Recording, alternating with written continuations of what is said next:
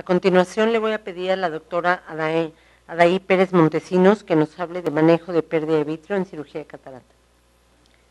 Buenos días.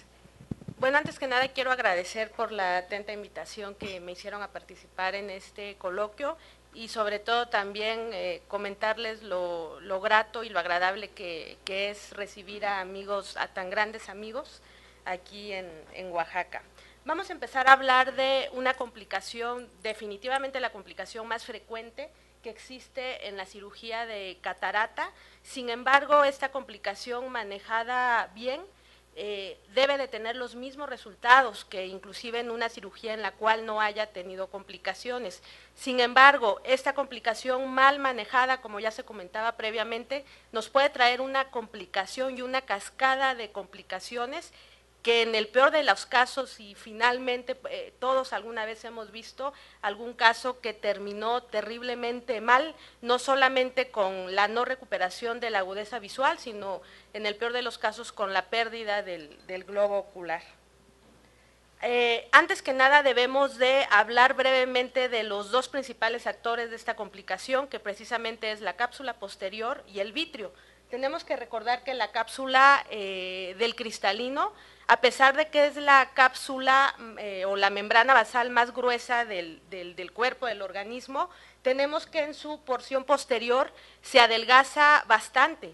Y eso debemos de tener en consideración al momento de estar haciendo una cirugía de catarata, a pesar de que, como ya se comentó previamente, es una cápsula que es bastante elástica y que tiene propiedades elásticas muy importantes. Si nos damos cuenta al momento de estar haciendo la aspiración, cómo podemos inclusive acercar bastante la punta de la pieza de aspiración y aún así no romperse la cápsula posterior, pero pues obviamente esta cápsula va a tener ciertos límites y con ciertas maniobras que podamos hacer o ciertas maniobras más bruscas poder llegar a romperla.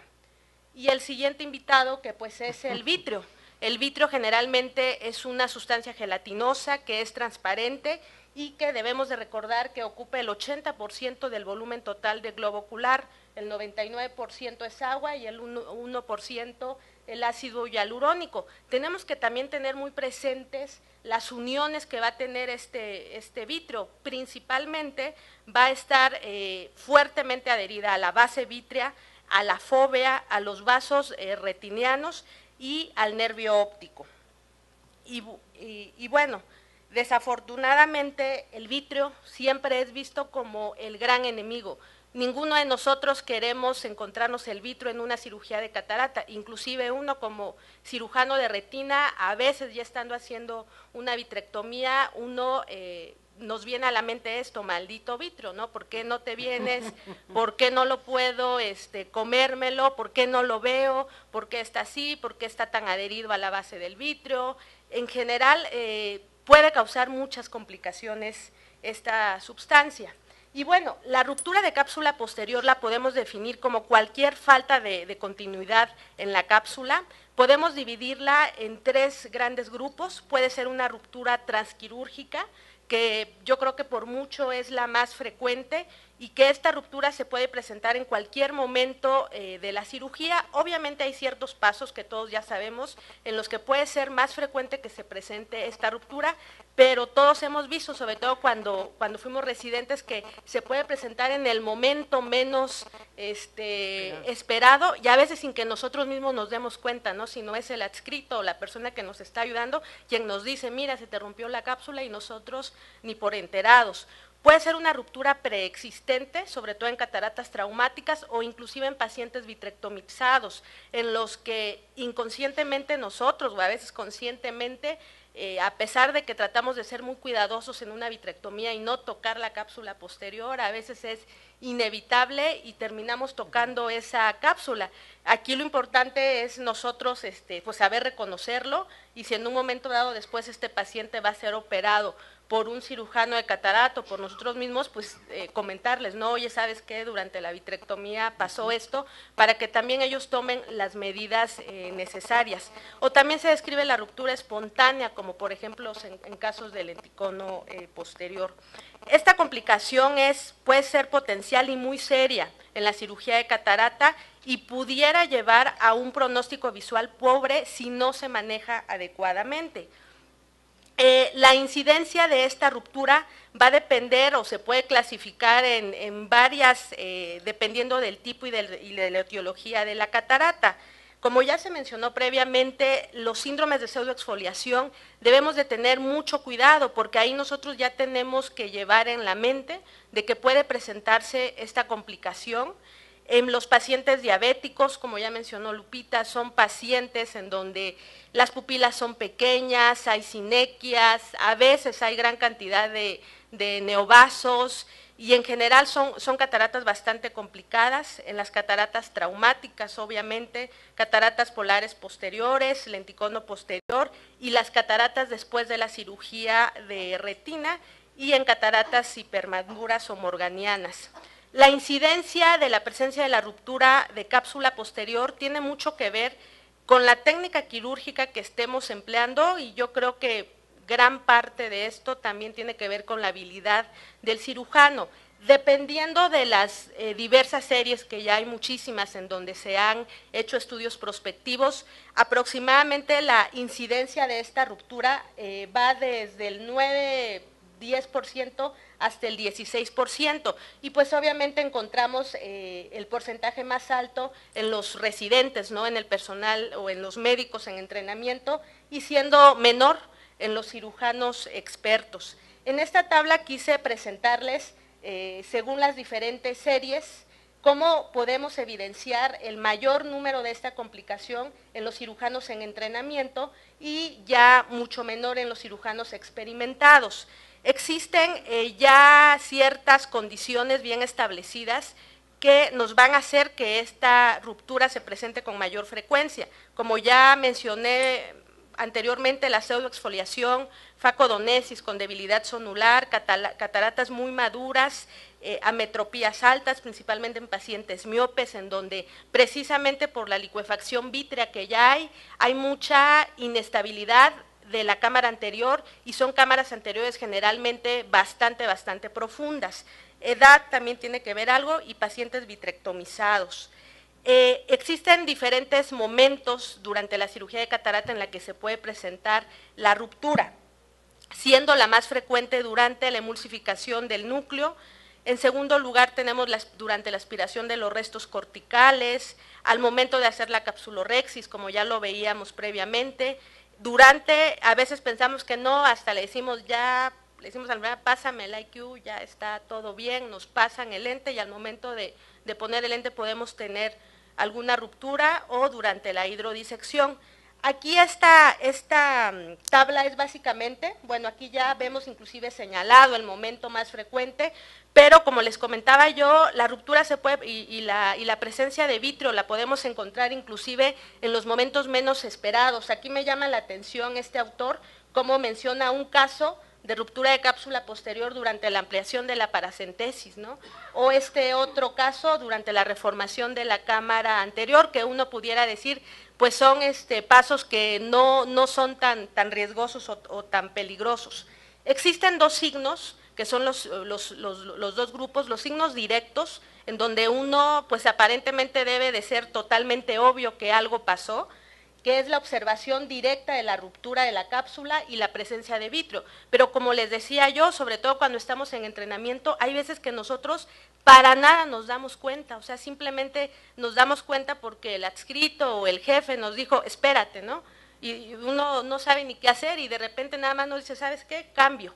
Entonces uno a veces se paraba, porque pues a mí me pasó, me paraba, me iba yo al otro banquito y pues ya nerviosa, ¿no? ¿Y ahora qué pasó, no? Ni siquiera nos habíamos dado cuenta de que se rompió la cápsula o mucho menos a veces de que hubo vitrio en la cámara anterior. Y los signos indirectos, como puede ser la profundización de la cámara anterior y como hablábamos ayer, ¿no? De repente pues no nos dimos cuenta y nos vamos ya al paso de aspiración de los restos de corteza y pues simplemente no se vienen, ¿no? Y le estamos jala y no se vienen los restos. O la inclinación anormal del núcleo, que también tenemos que estar muy atentos de eso. Las maniobras inmediatas, que ya también las hemos comentado en algunas pláticas previas, es no retirar la infusión del ojo, eso es muy importante. ¿Por qué? Porque ya tenemos una ruptura de la cápsula posterior. A veces el mantener cierta presión en el ojo hace que el vitro no se venga tan repentinamente, y si nosotros sacamos en forma brusca ya sea la pieza de mano o la cánula de irrigación y aspiración, estamos provocando una descompresión brusca. A veces puede ser simplemente que haya la descompresión leve y que lo único que tengamos pues es en el mejor de los casos, pues la salida del vitrio, ¿no? Pero en algunos casos, si de por sí ya desde la anestesia retrovulvar pusimos mucha presión y luego hacemos ese movimiento, a mí me ha llegado la oportunidad de ver y me ha pasado que se han formado desprendimientos coroideos, por ejemplo. Y bueno, en el peor de los casos, si se sigue viniendo la presión, pues ya sabemos en un momento dado lo que pudiera pasar, aunque obviamente en una incisión de facoemulsificación, una hemorragia expulsiva, pues sería muy raro que pasara. Bajar la altura de la botella, como ya nos dijeron los expertos en cirugía de catarata, es una maniobra que debemos de hacerla, y colocar inmediatamente viscoelástico por la paracentesis sin extraer la infusión. Una vez ya colocado el viscoelástico, eso nos va a ayudar a reformar la cámara y a tratar de empujar un poco el vitro que se puede estar prolapsando, y así al menos ya sacar los instrumentos y pensar, que eso es muy importante, detenernos y pensar qué vamos a hacer y cómo vamos a empezar a resolver la complicación. Ahora, ¿qué vamos a hacer? Ya cuando tenemos la presencia de vitrio en cámara anterior, definitivamente, o sea, no podemos dejarla, pon el lente y como quede todo jalado, el iris, vitrio en la incisión, eso definitivamente no lo debemos de hacer. Debemos de calmarnos y de pensar, ¿qué voy a hacer? ¿Qué tipo de vitrectomía voy a hacer?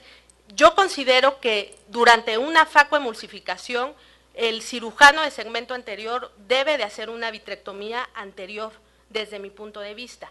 Con una vitrectomía anterior bien hecha se pueden resolver todas las complicaciones, siempre y cuando no haya habido paso de material cristaliniano hacia la cavidad vítrea. Tenemos 3 tipos de vitrectomías que podemos hacer: la vitrectomía bimanual anterior. Como ayer se comentaba, ya vienen los vitrectores anteriores, generalmente vienen separados, viene la cabeza del locutomo y viene la otra guía para aspirar. Generalmente ya trae una cánula de silicón, la cual podemos meterla por el puerto lateral, inclusive se puede intercambiar de mano. En algunos casos hay que adaptar un yelco, que es de la forma más fácil, y simplemente le cortamos en forma angulada, y eso nos va a servir para no lesionar y al estar entrando el puerto corneal, y hacer una vitrectomía anterior de la forma más tranquila y sin ningún problema. La vitrectomía en seco también es importante saber en qué momento se debe hacer. La vitrectomía en seco probablemente sea un poco más difícil realizarla porque no estamos teniendo la irrigación que a veces el locutomo necesita para precisamente extraer los restos, pero también es una opción. O definitivamente cuando ya hubo el paso de cierto porcentaje del material cristaliniano, se debe de hacer una vitrectomía pars plana, pero aún así, aunque nosotros ya hayamos dicho, ya se fue el núcleo, ya se fue mucho del cristalino y se tiene que hacer una vitrectomía pars plana, nosotros como cirujanos en ese momento, pues tenemos, yo creo, la responsabilidad con el paciente de dejar lo más estable la cámara anterior y tratar de quitar lo más que se pueda de vitrio para precisamente tener una menor inflamación y que en un momento dado la vitrectomía vía pars plana se pueda realizar lo más pronto posible, pues porque no quedó tan inflamado, tan dañada la córnea principalmente. En el manejo posoperatorio, cuando ya se presentó la complicación, independientemente de que se vaya a realizar o no la vitrectomía pars plana, considero que es muy importante el manejo con esteroides. Una opción es dejarlos subconjuntivales, a veces simplemente con dejar el esteroide tópico, si es que hicimos una buena limpieza de la cámara anterior, va a ser más que suficiente. Al otro día, idealmente, se tiene que realizar la oftalmoscopía indirecta.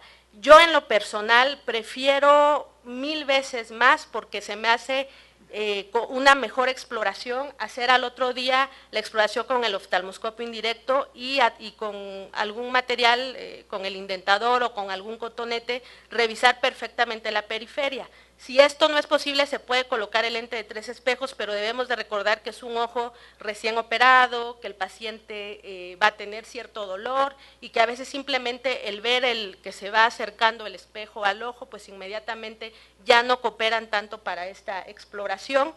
El uso de AINES y corticosteroides tópicos, obviamente siempre en retines es muy controversial el uso y la utilidad que realmente puedan tener los AINES para evitar el edema macular quístico.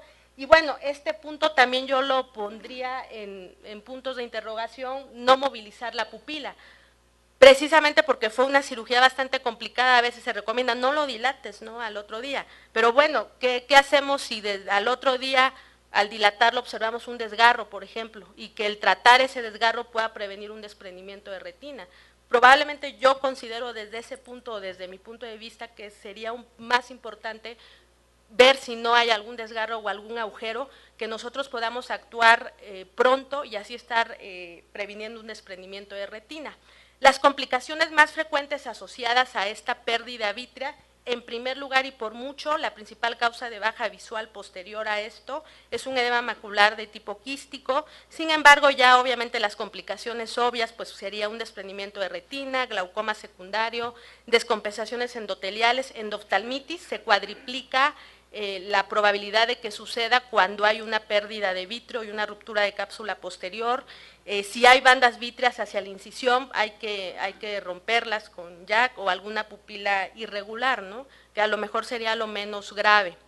Este párrafo me gustó mucho, es una carta al editor, en donde nos dice que la pérdida vítrea es sabido que es la complicación más común durante la cirugía de catarata. Sin embargo, si no se maneja bien, nos puede llevar a un pobre resultado visual y al contrario, manejado adecuadamente, los resultados visuales pueden ser similares a aquellas cirugías en las que no hubo ninguna complicación. Ahora, ya vamos a hacer la vitrectomía anterior durante la cirugía, ya se decidió que se tiene que hacer. Ahora también existe cierta controversia si se realiza pars plana, vía pars plana o por la incisión. Quise traerle estos fragmentos de 4 personas que cambian un poquitito en su opinión de cómo se debe de manejar. Aquí en el doctor Soler Fernández de España, él refiere que la vitrectomía anterior se debe de hacer durante la FACO, inmediatamente cuando sucede la complicación, él la hace por la incisión corneal principal y una paracentesis accesoria. Él le gusta separar la infusión de corte y aspiración y nunca la hace vía pars plana. Y se me hace el motivo perfectamente honesto, ¿no? Pues no me encuentro habituado a hacer una vitrectomía vía pars plana. En cirugía, cuando lo va a hacer después, se plantea de la misma forma y ya dependiendo del cuadro y de la gravedad, pues ya él decidirá si se deriva al paciente a algún cirujano de retina. El doctor von Hertwig de Brasil, a él le gusta utilizar una cánula mantenedora de cámara anterior, que es otra opción, ponerla inmediatamente después y únicamente introducir la punta del ocutomo a través de la incisión principal corneal para realizar la vitrectomía. Otra opción que él plantea es introducir la punta del ocutomo pero vía pars plana. Actualmente ya con los calibres pequeños puede ser una opción, ya que la invasión pues no es tan grande y se puede realizar a través de trócares. Sin embargo, vuelvo a repetir, pues obviamente conociendo perfectamente la anatomía de la base del vitrio, ¿no?, para evitar alguna complicación. En los procedimientos que necesitan valoración de cámara posterior, él sugiere cerrar las incisiones corneales y definitivamente él mismo hacer el abordaje vía convencional. El doctor Norberto Amado de Argentina, él inmediatamente después de tener la complicación, utiliza triamcinolona, acetato de triamcinolona, para identificar perfectamente los restos de vitrio y removerlos en su totalidad y aprovecha las mismas incisiones para realizar dicho procedimiento. La vitrectomía anterior vía pars plana, él la utiliza para tratar las complicaciones tardías, o sea, él todo lo hace vía pars plana, pero con el vitrector anterior.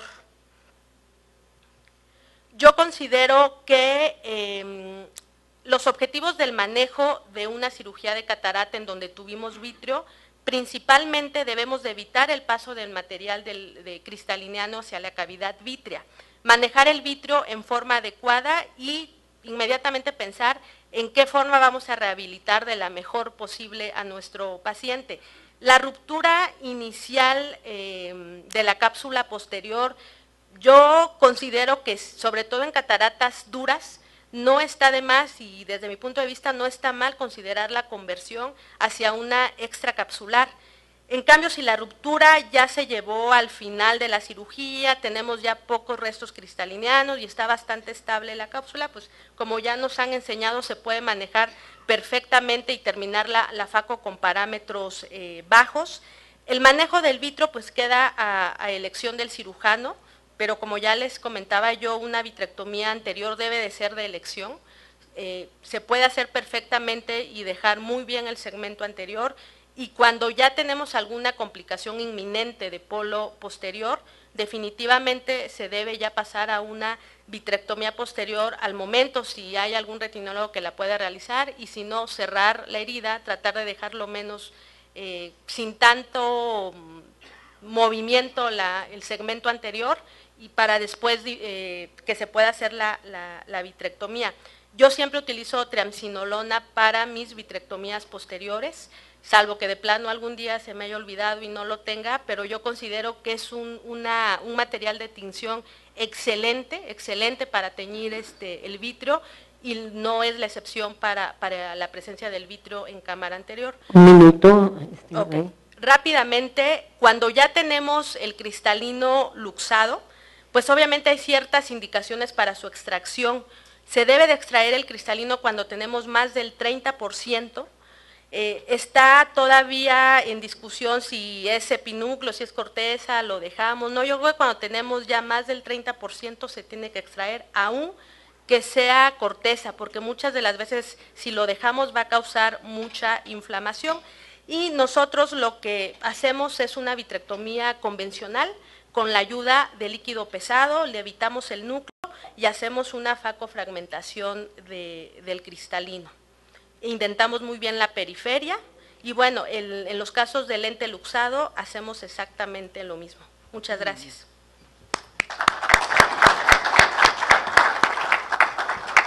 Muchas gracias, Adaí. En lo que Eric pasa por obvio de tiempo, yo nada más quisiera hacer un énfasis en algo.